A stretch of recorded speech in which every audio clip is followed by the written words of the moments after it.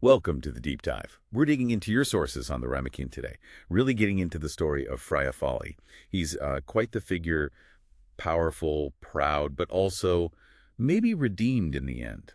It's a fascinating journey we're going to unpack. Absolutely. And Folly's story, it's more than just myth. It really gets to the heart of Thai cultural ideas about, power, morality, Right. and how choices, even by a Vanara king, a monkey king, can reveal these timeless truths, lessons that still hit home today. Okay, so let's start at the beginning. His birth was unique, to say the least. Son of Indra, the king of gods, and Kala Ajana. But she was married to Kodom, the ascetic, and also had ties to Surya, the sun god.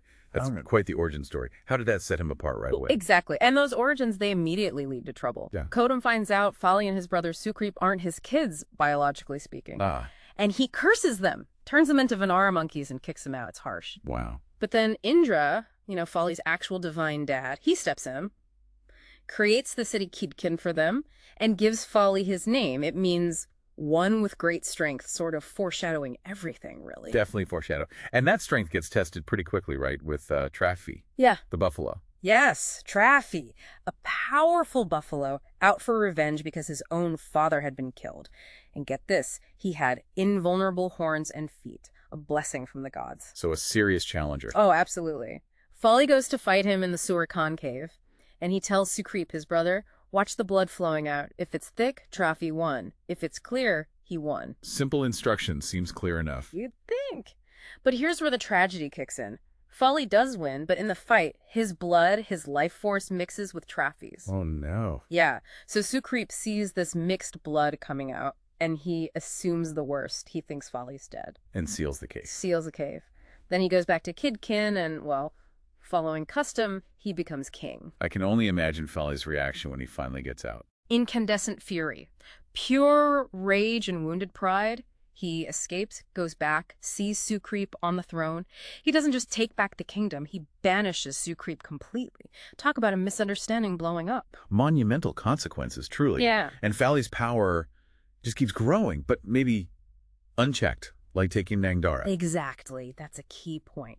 Shiva himself had given Nang Kala to Sukreep. To Sukreep, specifically. Right, and Folly just takes her. It's a blatant display of power, ignoring divine will, ignoring his brother's rights. It's pure arrogance. And it didn't stop there, did it? What about Tatsuken? Yes. Thotsakan, Ravana, the big bad of the Ramakien.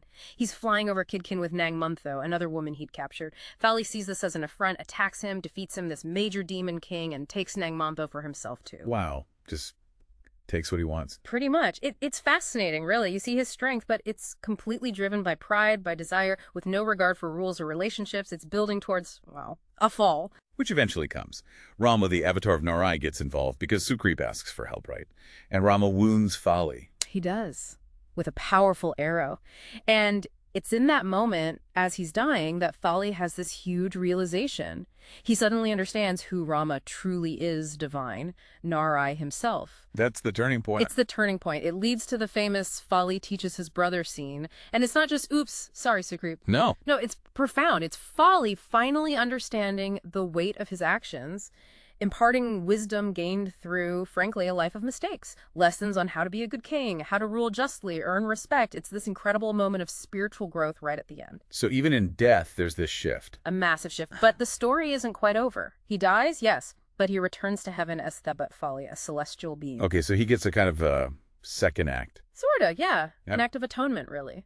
Thotsakan is performing this powerful ritual to empower his ultimate weapon, the Kabin Lafat spear. Indra asks Thebat Folly for help. To stop him. To stop the ritual. Folly descends from heaven and disrupts it, basically sabotages the spear's power-up. This helps ensure Rama's final victory. It's his way of aligning himself with Dharma, with truth, completing that redemption arc. Wow. So his journey goes from divine birth through terrible pride and mistakes to this final act of, well, righteousness. Exactly. It completes the circle. So wrapping this up. Yeah? What does Folly's story really tell us listening today? It feels like a huge cautionary tale about power and pride. It absolutely is. It shows how immense strength without wisdom and humility can lead to ruin. But also, crucially, that understanding and redemption are possible even after terrible errors, that Mm-hmm. aha moment. The wisdom often comes after the fall. Right. So maybe the question for us, in our own lives is, how do we balance our own strengths, our ambitions, with that ethical core? With humility? How do we avoid that tragedy of arrogance Valley fell into and build something, a legacy of real value? Powerful thought to end on. It's about leadership, forgiveness, and maybe that constant journey towards self-awareness. Precisely. A timeless challenge.